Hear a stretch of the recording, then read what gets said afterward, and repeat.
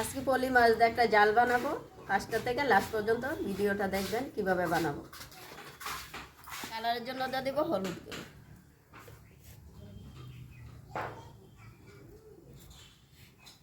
লাল লঙ্কা বাটা,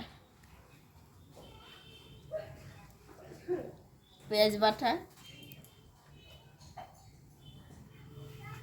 জিরা বাটা দিয়ে দিব অল্প করে কাঁচা সরষের তেল। মাছটা আমাদের যে মশলাটা ঢুকে যাবে এরকম করে মেখে নিলে দিব এখন দিয়ে দিব মাছ, দিব অল্প করে কাশ্মীর লঙ্কার গুঁড়ো,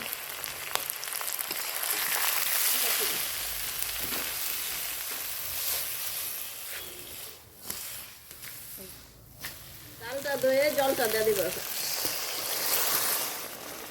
তরকারিটা হয়ে গেছে, এখন উপরে দিয়ে দিব ধনিয়া পাতা, উপরে দিয়ে দিব সরষের তেল। হয়ে গেছে, এখন আমি নামিয়ে নেব। পেঁয়াজটা উপরে ছড়ায় দিয়ে দিব।